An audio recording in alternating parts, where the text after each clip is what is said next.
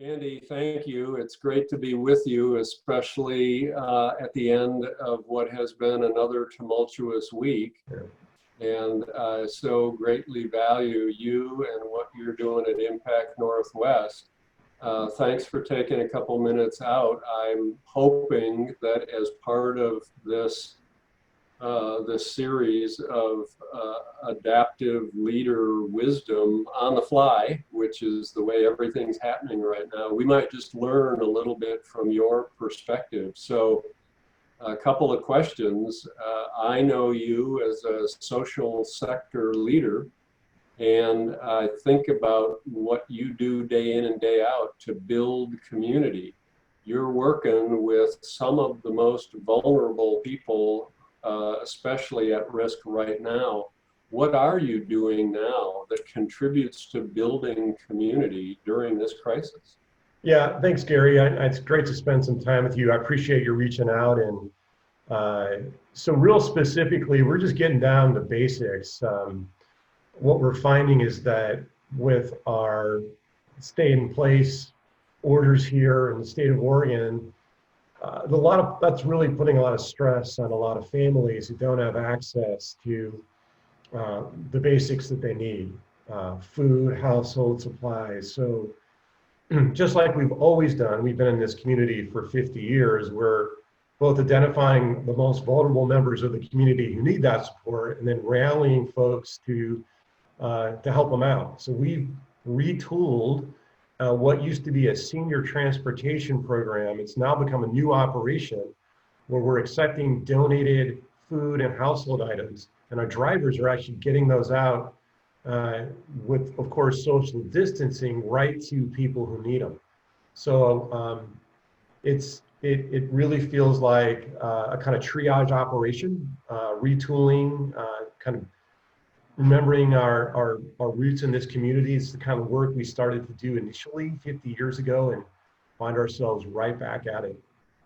Wow, that's so welcome news to hear. So congratulations, and I hope that continues to go well for you and those you serve. None of us can probably feel adequate that we have the answers right now. But more importantly, I'm just wondering from your perspective, Andy, what are the questions, what are the big questions that are emerging for you right now that might also be of value to other adaptive leaders to consider? Well, that's a great question. And really there's two main buckets I would put those questions in. The first questions are, what's going to happen to the most vulnerable people in our community? And the second is, what's going to happen to this organization? You know, like any leader, I've got that dual purpose. I've got to figure out how to serve our new and emerging needs of our clients, but I also got to keep our organization vital so we can be here for another 50 years. And these are the situations that sometimes if we're not careful as leaders can take us out. So we're really responding to what our clients are saying they need. And right now, that looks like basics.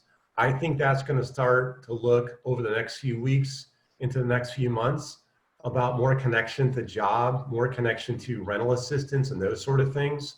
And frankly, navigating the complexity that's come out of the federal government. The stimulus is great, but folks are going to need help understanding what that is and where they might qualify for things. So for us as an organization, that means we got to show up differently. It is the case that we went into April thinking we had a set of deliverables based on some of the contracts and works that we have. We have to be adaptive and put that aside and really take this as an opportunity to retool, to imagine a different way of delivering services. An example of that is we have a home visiting program for young parents and young children. Obviously, we're not doing home visiting.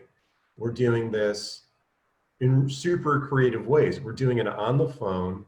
We're using technology. And in some cases, we're having conversations 10 feet apart from each other. So that's what's going to be required. New set of needs for our clients, new ways to deliver them. As an organization, what I'm looking at is, interestingly, we're all pretty successful here making this switch to working from home. So what does that tell me? That tells me that perhaps that's a new way of doing business that in a lot of ways could have some financial advantage to us. We know that leasing space is tough and perhaps not as required as it used to be. So there's other kind of learnings and innovations that might come out of the next couple of months that we'll want to adopt moving forward.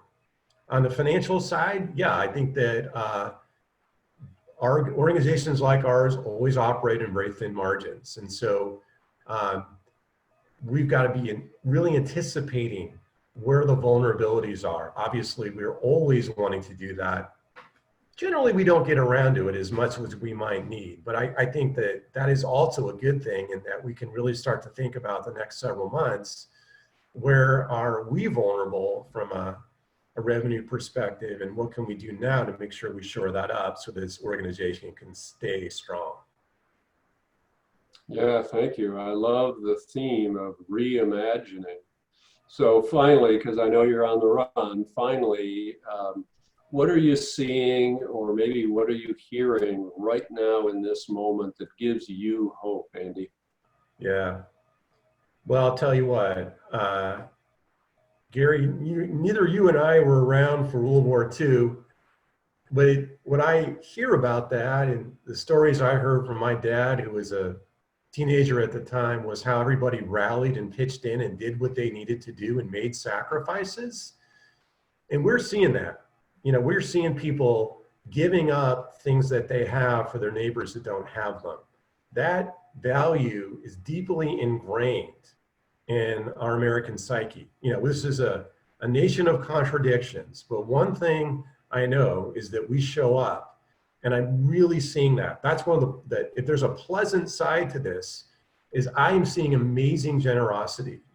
The people that are coming to us with offers to help, well, yourself.